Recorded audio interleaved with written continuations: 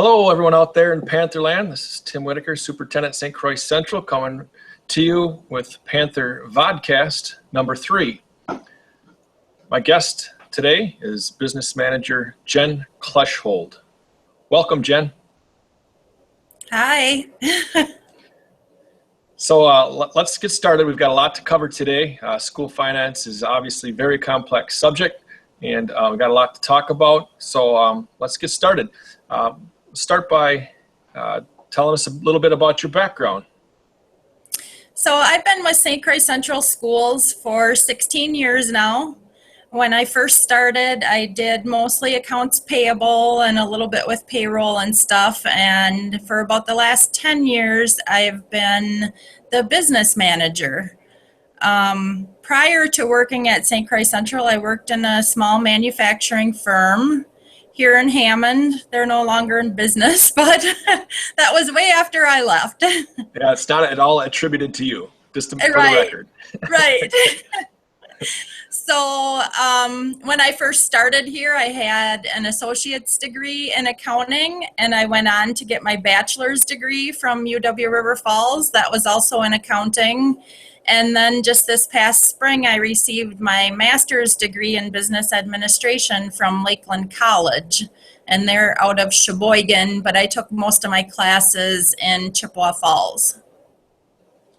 Okay, so 16 years ago, obviously our facilities looked a lot different. Where were you when you first started? Which building?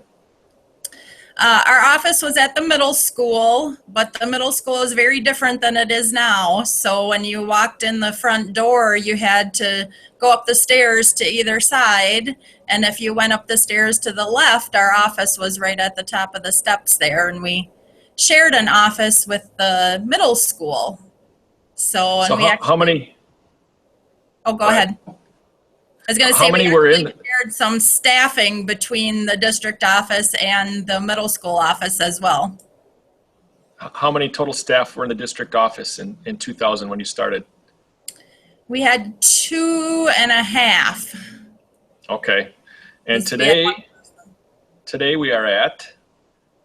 We have 4 full-time. Yep. Yeah. And we've grown a lot.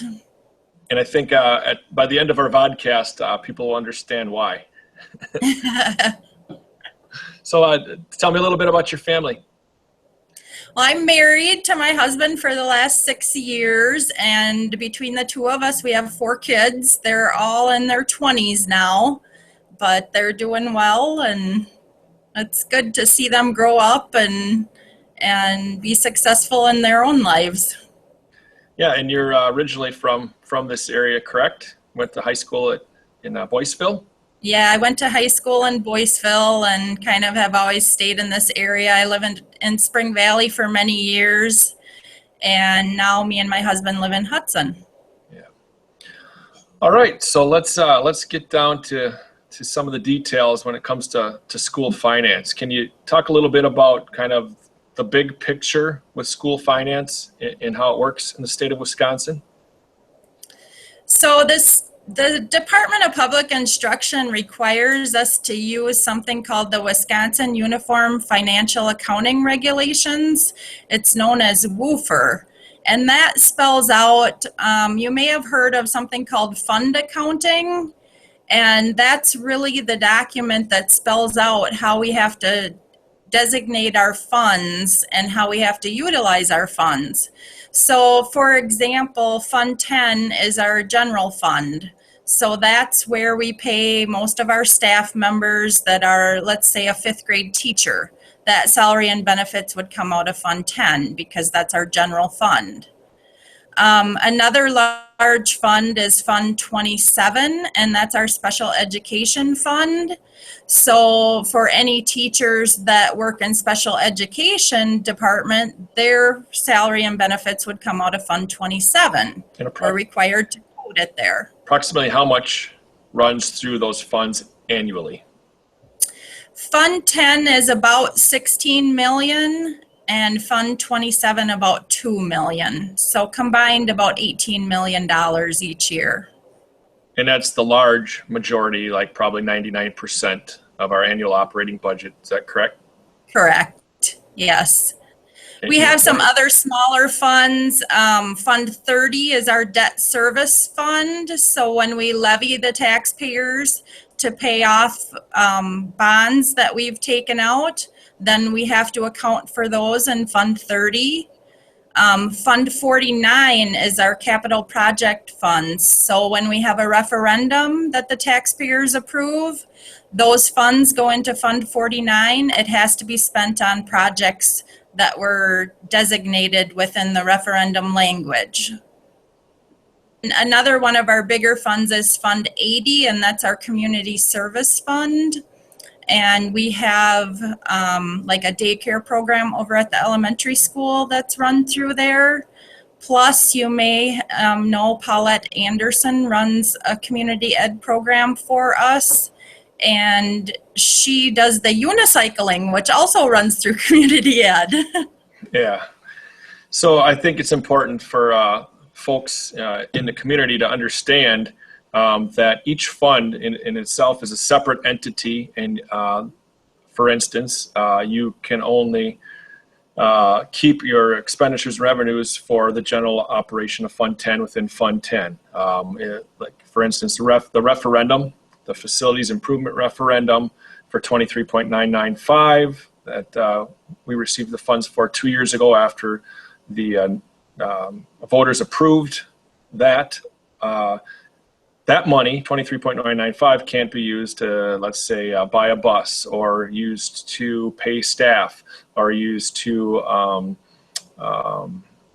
operate anything. It has to be used specifically what was passed in that resolution, which spelled out exactly, for facility improvements, for the construction, of auditorium or, anything that was associated with that. So I think it's important for folks to understand that there are separate pots of money that you can only use for specific things.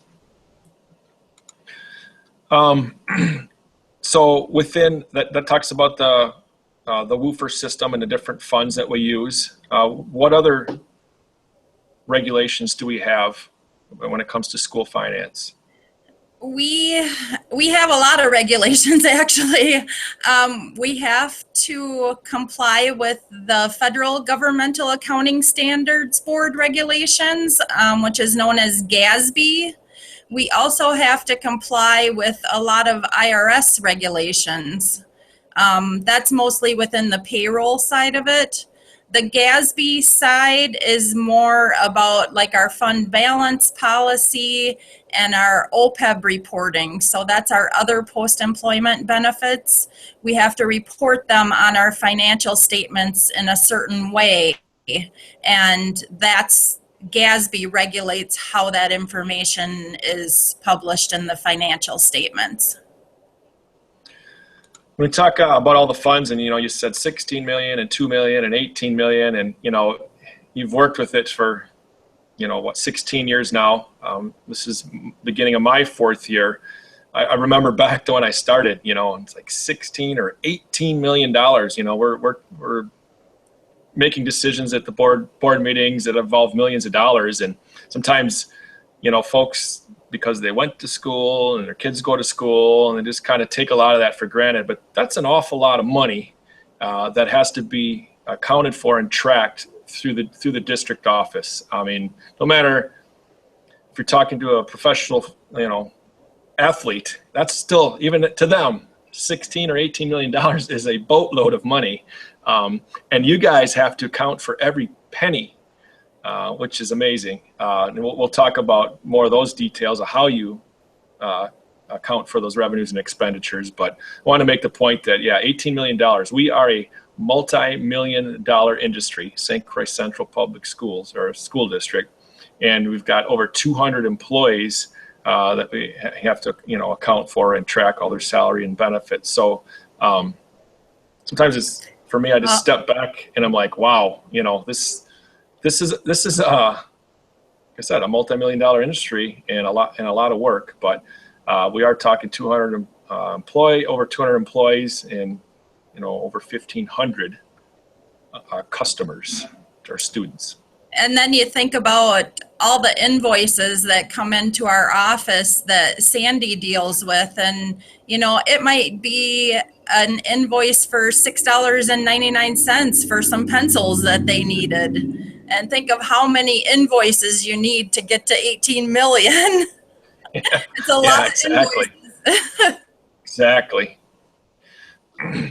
So one thing I want to talk about when it comes to school finance, folks in the community, I'm sure are well aware of some budget cuts we've had to make the last 2 years.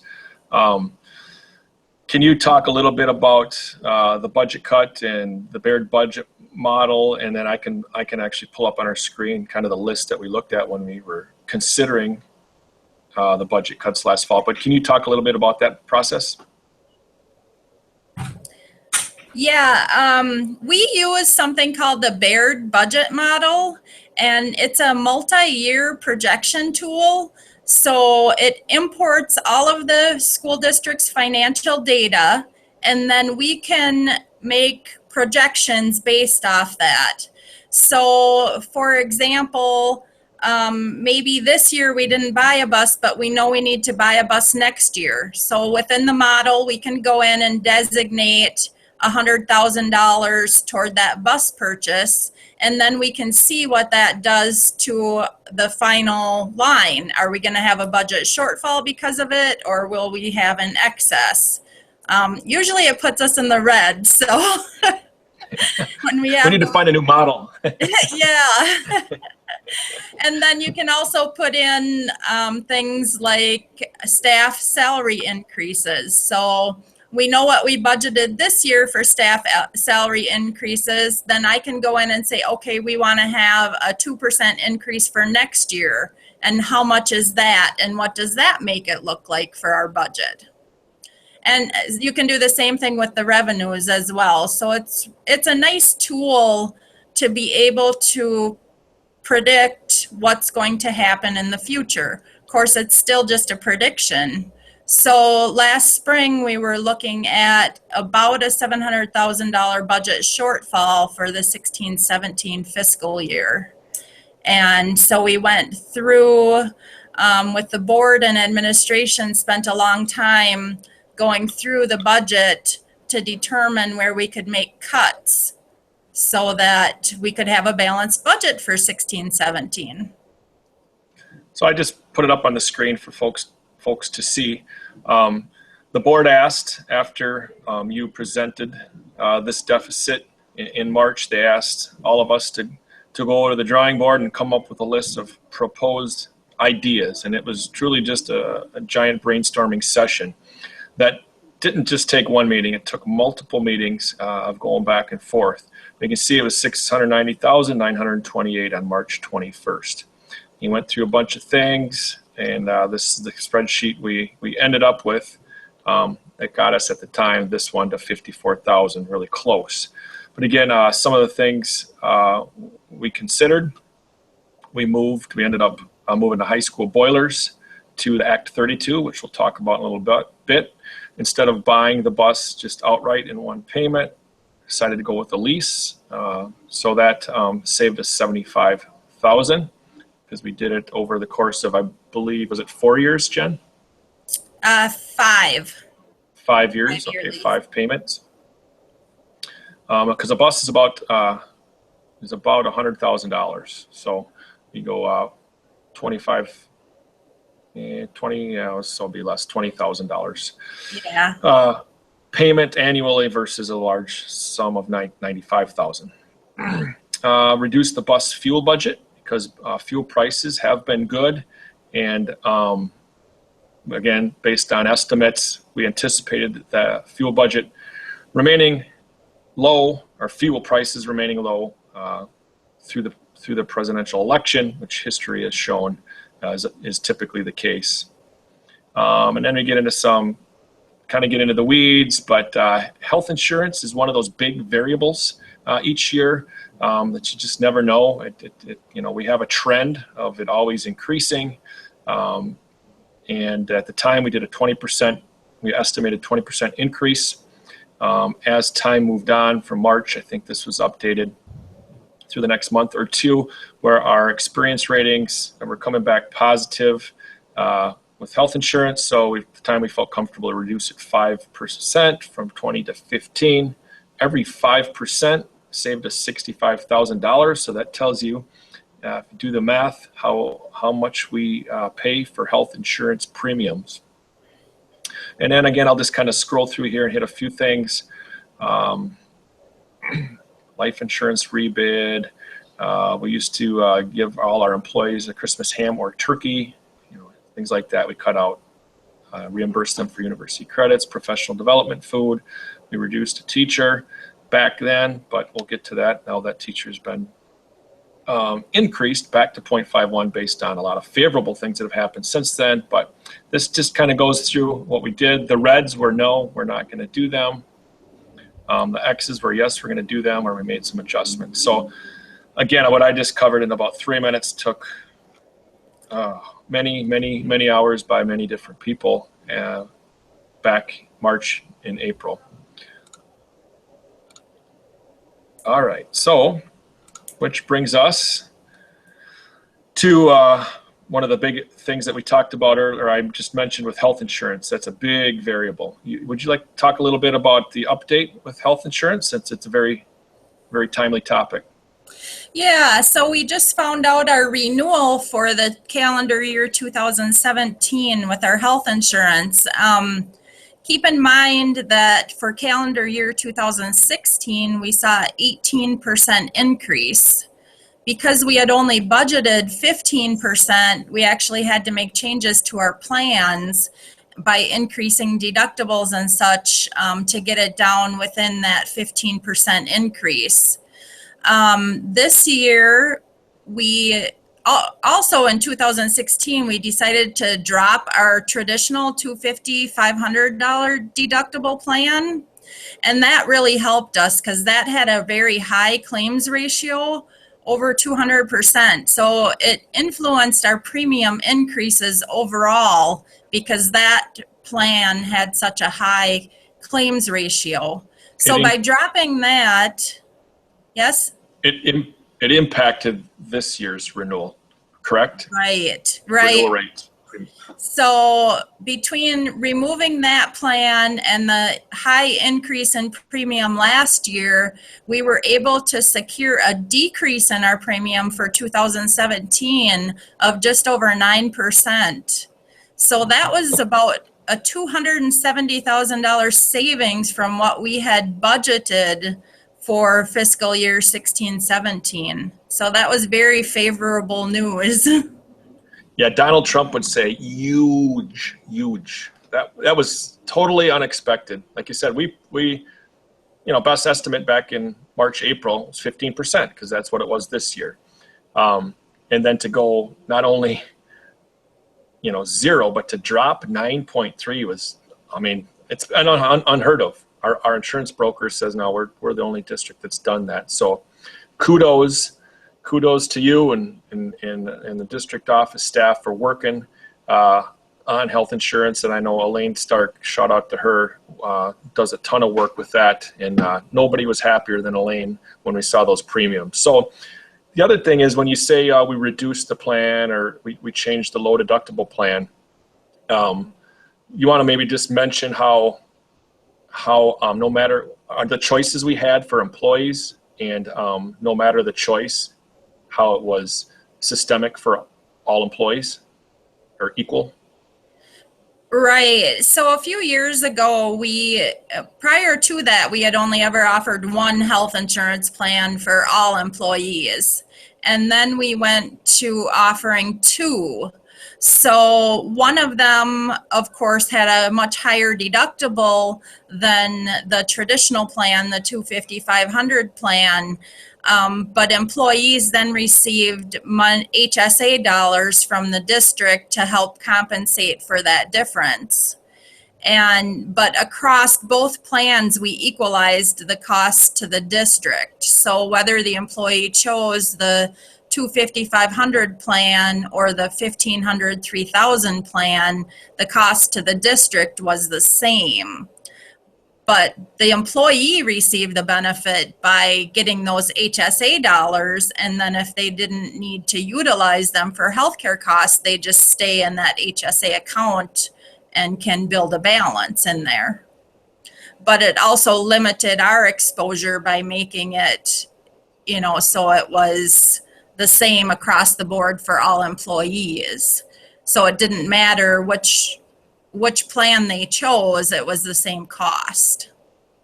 Yeah, it's important to mention, I think, that the district office, the administration, the board, this is another example of, making decisions that have the best interests of both, let's say, the employees in this instance, and the district taxpayers. We need to balance that, be fiscally responsible with the budget and the taxpayer money, yet be competitive with our salary and benefits so that we retain our top quality staff.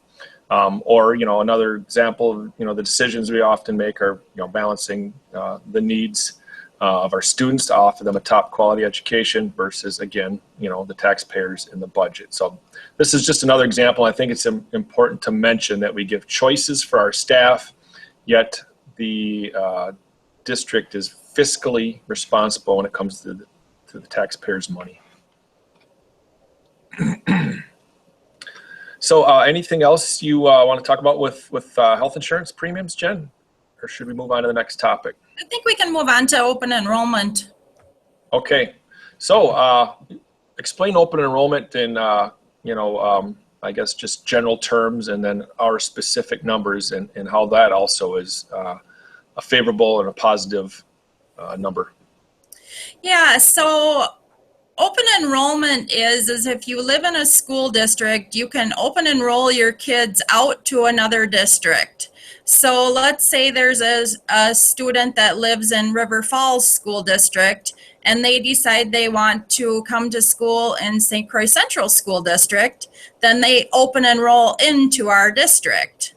The same works for our district residents. So there's a St. Croix Central student that wants to go to New Richmond, then they can open enroll out and go to New Richmond.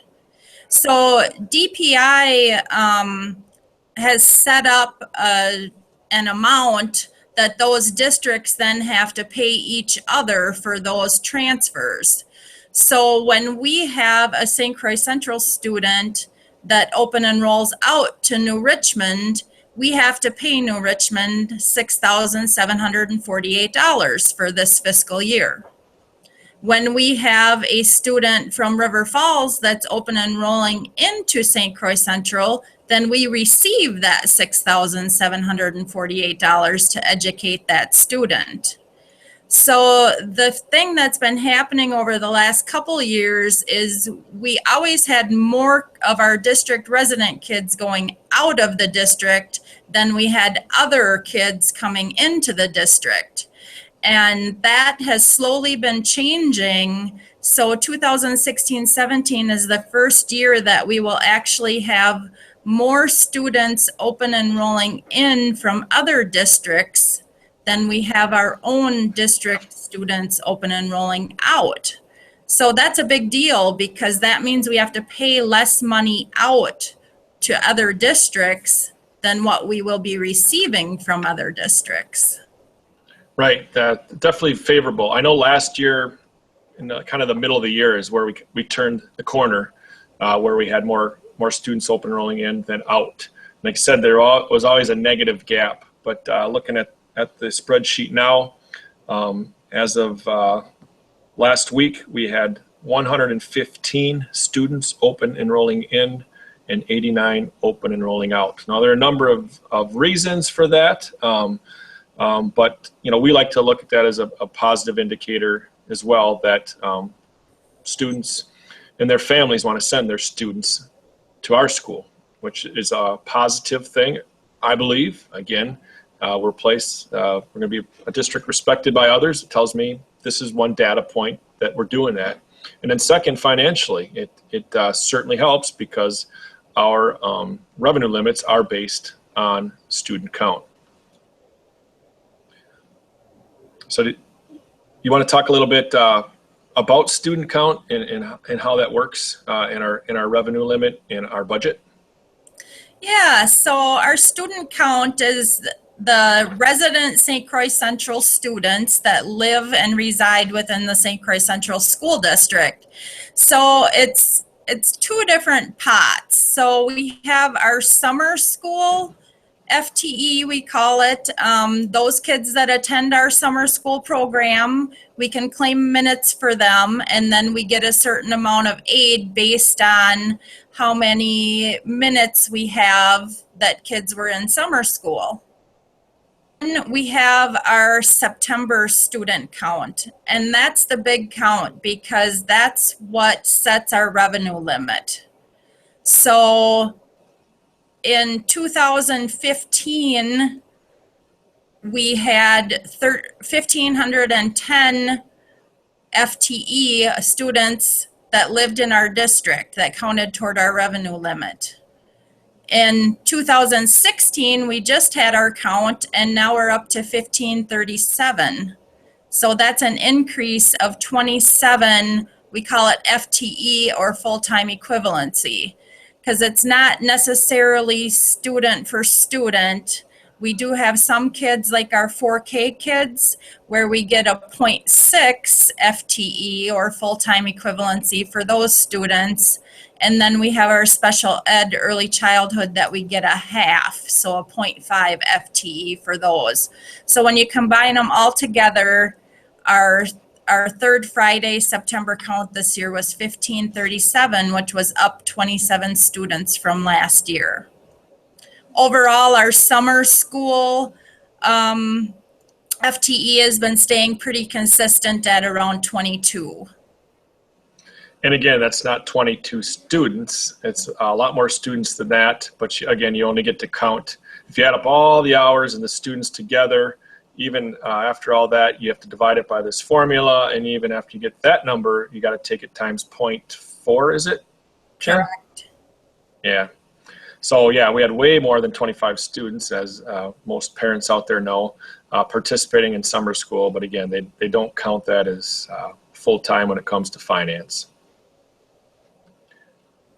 So going back to open enrollment, I think you've mentioned some numbers. One was with health insurance first. It was positive for budgeting purposes and for actual budgeting. It's not revenue, but less expenditure, so it's more in the budget.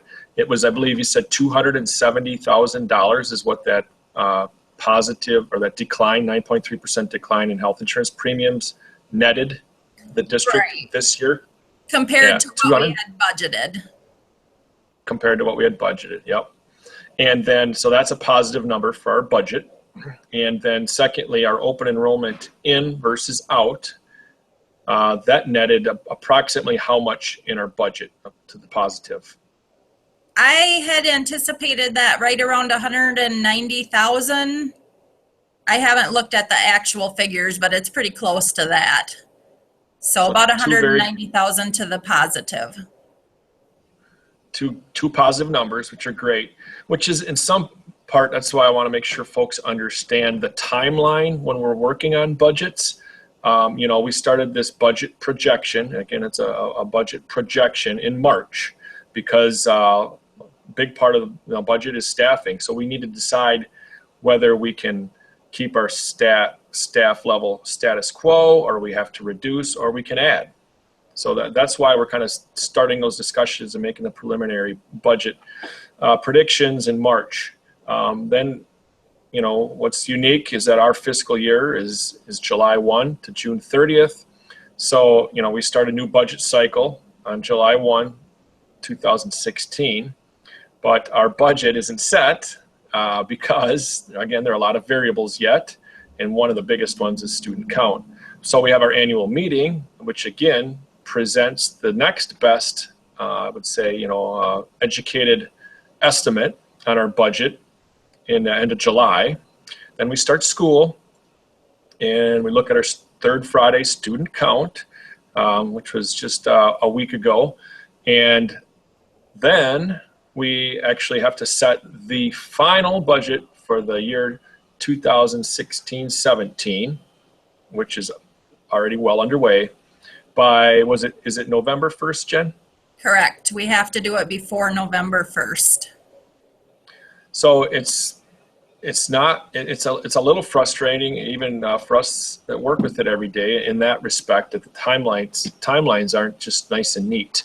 It's not like our income taxes, for instance. December 31st is the deadline, and whatever happens after that, it's irrelevant. But it's a kind of a blurred line, which is again, as you know, pretty tough, especially when you're working with about $18 million.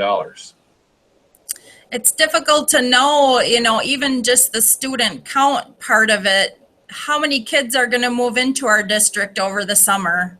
How many kids are going to leave our district over the summer? I mean, families are moving almost constantly. And so it's hard to predict what those numbers will do. And, the other factor in that too is when we get a new student, that doesn't mean we get all the revenue for that student, because the state has us on a 3-year rolling average.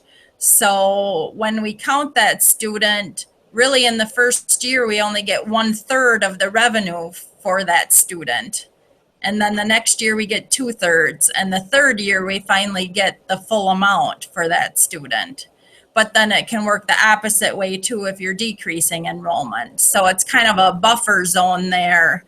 But, so it looks like we increased 27 FTE this year, but really our 3-year rolling average only went up 7 FTE. So we will get funds based on those 7 full-time equivalency, which is about $65,000 into our budget. When you say get funds, we get revenues mainly from 2 sources, correct? We get state aid, state general aid, and then the remaining amount gets levied to the taxpayers.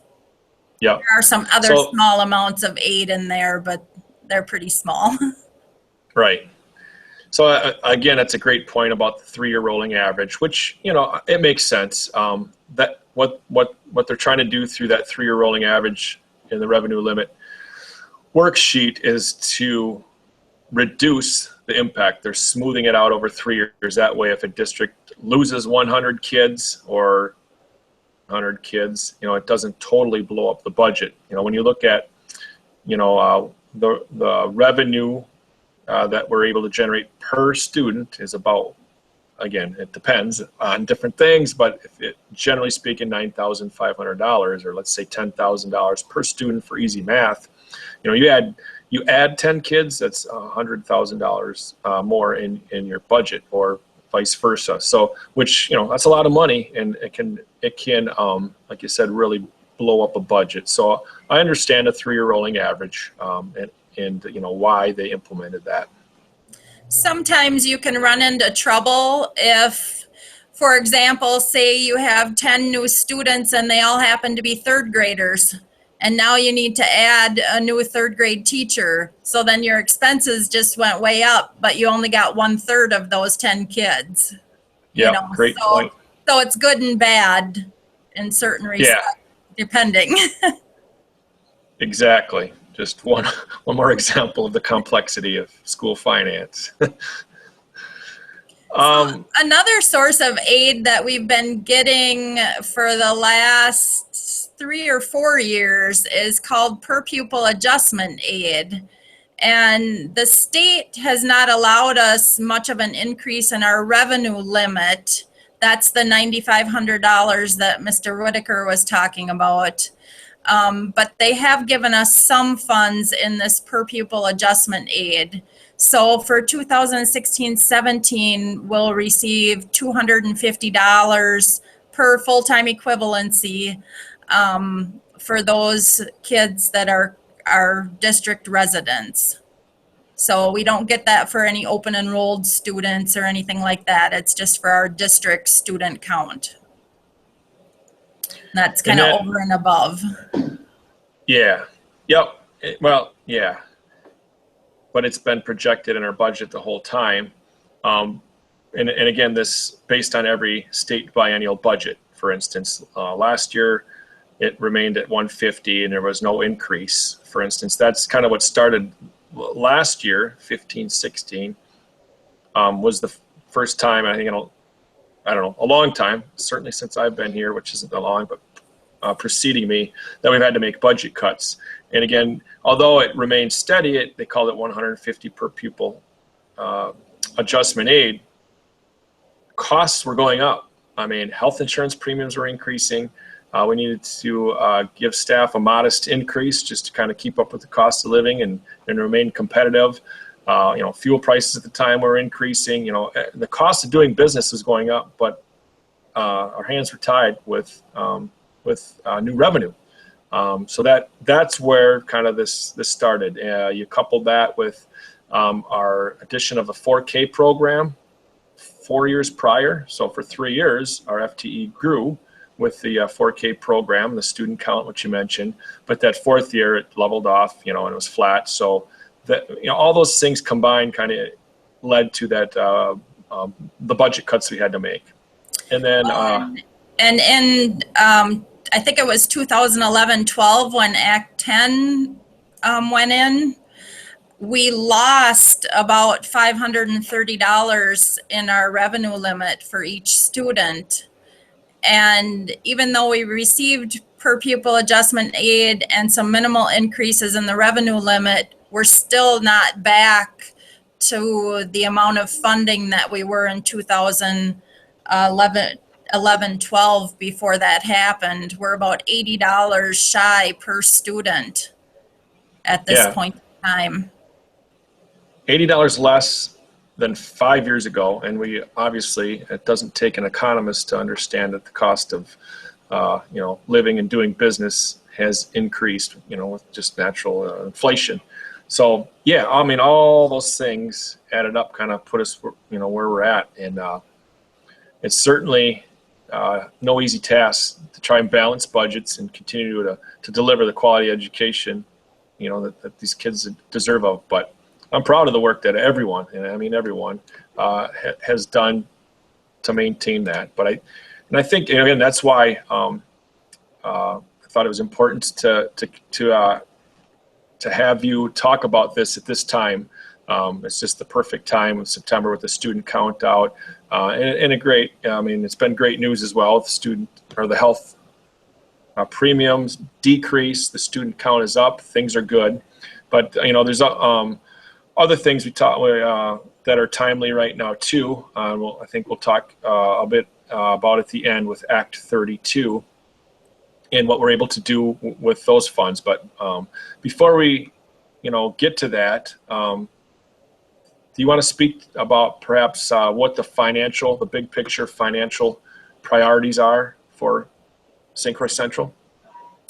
Yeah. So overall, within our budgets, we want to make sure that they're structurally balanced. So we want to make sure that our revenues match our expenditures, and that if we have revenues that are a one-time revenue, we don't spend them on a cost that's going to recur year after year.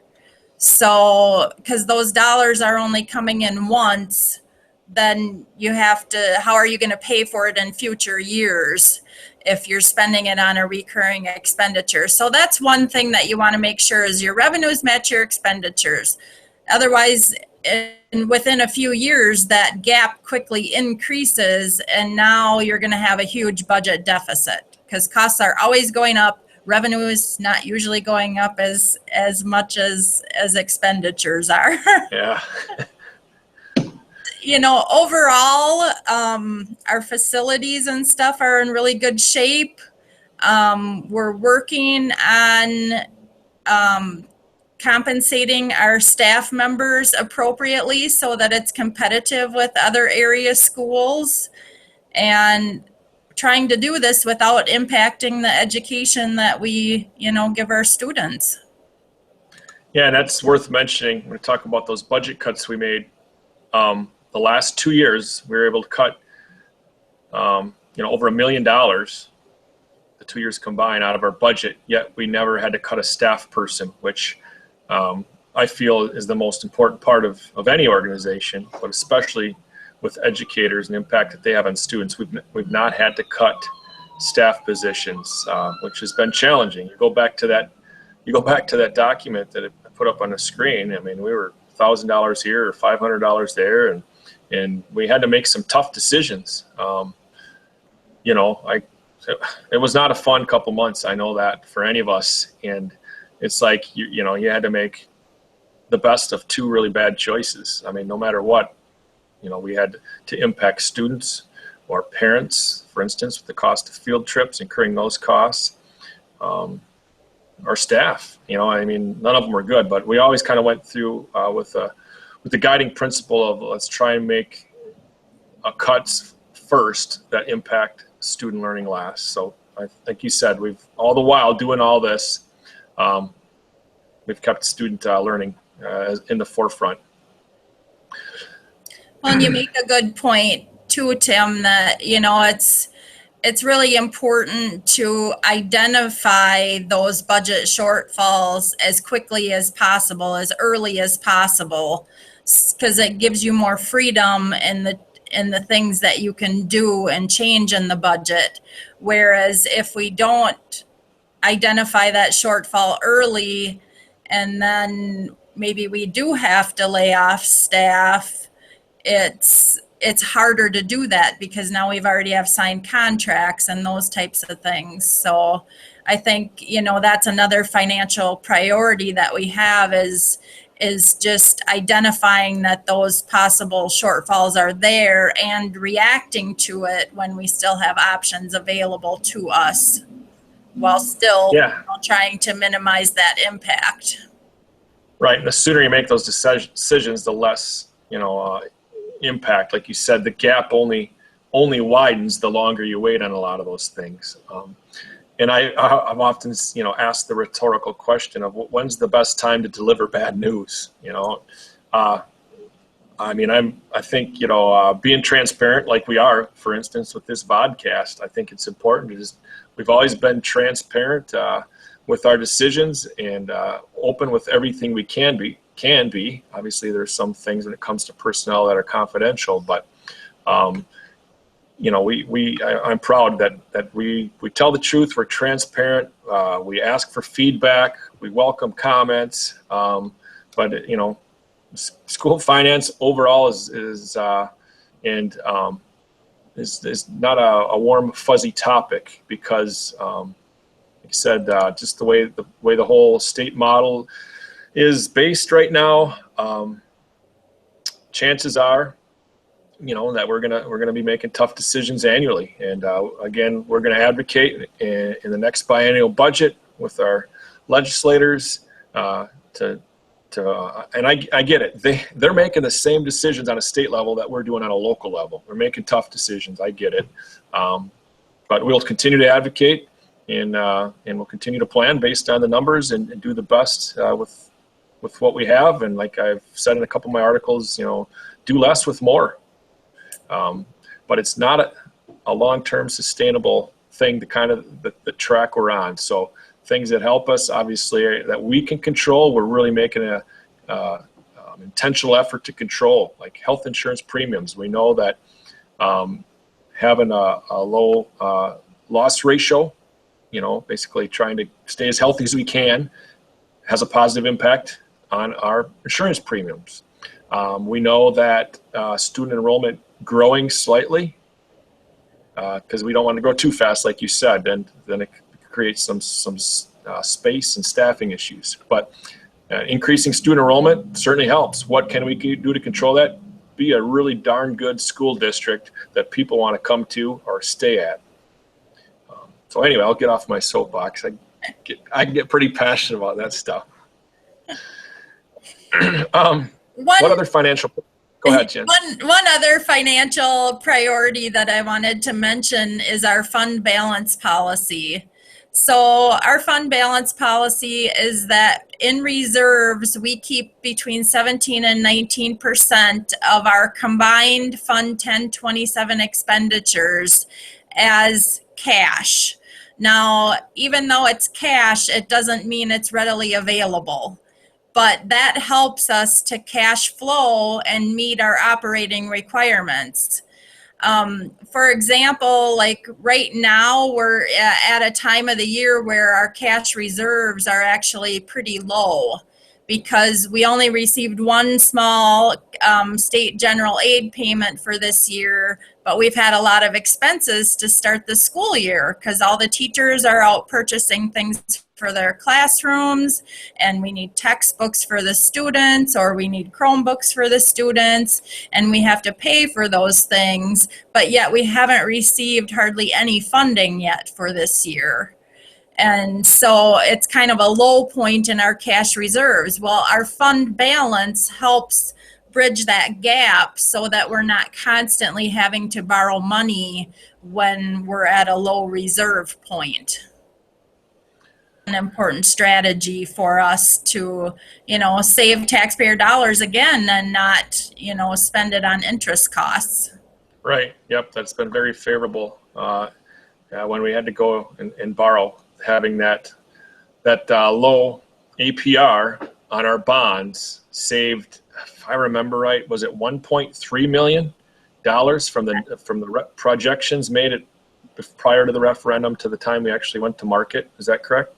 Yeah, I think it was even higher than that. It was a lot. Yeah. And so that one of those reasons was because we have a healthy fund balance, and we've been able to, prior to last year, we're able to add to our fund balance, which looks very favorable. No, that was great planning, and again, that just doesn't happen by accident. That's great work, Jen. I mean, that's directly attributed to you.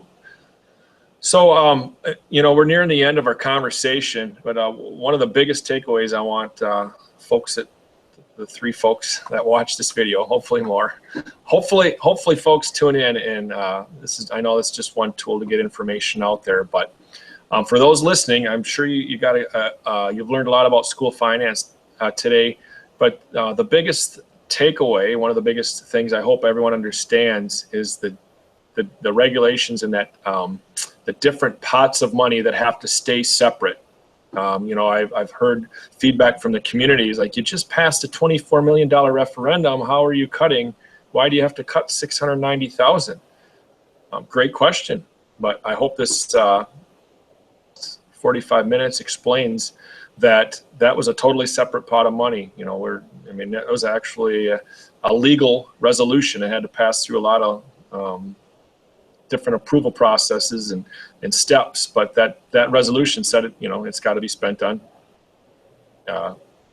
generally speaking, buildings and equipment associated with those improvements. The operational referendum or the operational budget, again, Fund 10 and 27, that's what we had to cut that $690,000 from. Another pot of money that we currently have, and piece of legislation that we've taken advantage of in the past is what we call Act 32. That was I talked about the legislature and advocating with our local legislators. A thing that was favorable and has helped school districts was Act 32, which was passed in 2011. And that, in a nutshell, allows school districts to borrow without going to referendum for facility improvements related to energy efficiency and safety. So prior to my arrival here, we were right in the middle of about an $11 million Act 32 project that was passed, I believe, in 2012 and went into 2013. Some things that, again, as a reminder, it involved were most of the roofs at all the buildings were replaced. About pretty much the entire heating, ventilation, and air conditioning at the elementary, all the ductwork and the boilers, and at the time coincided with the arson fire that was there. So those were going on at the same time. some more HVAC controls and upgrades at the middle school and the high school as well. Building envelope with, making the windows and the window seals, things, weather stripping like that, improving them. But in a nutshell, a lot of energy efficiency with roofs, HVAC, and building envelopes. So that was in 2012-13. Just this past June, we started looking at that as another option, actually prior to June, because of specifically some of the budget shortfalls. So we thought, well, we might be able to use that Act 32 as a tool to do some of these projects, like the boilers at the high school is what kind of initiated that. The board ended up passing $2 million. At that time, we knew that we had $1.3 million already in projects. Again, it doesn't take long to add to get to a larger number. And they said, you know what, let's at least set some money aside for this next year or so. Let's plan for the future. We know there are going to be maintenance projects that are going to need to be done. So that $2 million was passed in June. This can cover some of the few things that that Act 32 will cover in this next project. That's a dust collector for the wood shop at the high school. And again, well, I'll just keep going. Some lighting upgrades with more energy efficiency lighting at the high school and the middle school, and the elementary. Control upgrades that run all the HVAC, some window replacements, and again, the window envelope, especially at the high school. There's some weather stripping issues. So those are some of the things there. Also, we were looking at possible water heaters at the high school. But and then lastly, I want to talk about one of the things that it covered was replacement of scoreboards. We're going to replace the stadium scoreboard at the football field and track. And again, looking to the future, decided to go with a full video board that will allow us to do a lot of things that are looking to the future with showing video, advertising, getting students involved in making the videos, a plethora of really neat things that we're planning for looking towards the next 20 years. We're also, and that stadium scoreboard also includes full sound package, stadium sound as well. And another part of the scoreboards we're replacing are in the high school competition gym. Again, one side will be a full video board. The other side, your more traditional scoreboard. And the two new scoreboards in the auxiliary gym at the high school are part of the referendum. So that's a separate pot of money, as we've referenced before. And then lastly, the two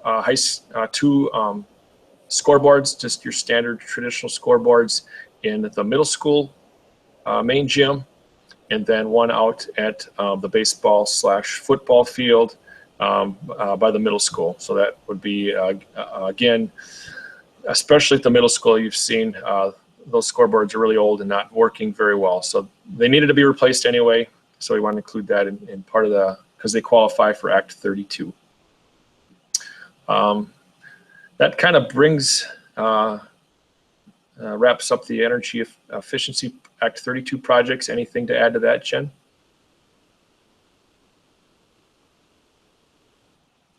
And then, we lost her maybe. All right, so that does bring us to the end of our podcast. I know it's getting kind of lengthy, but again, felt it very important that we covered a complexity known as school finance. So thank you.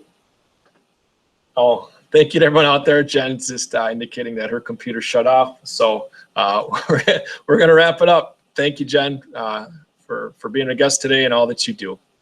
Take care, everyone out there in Pantherland.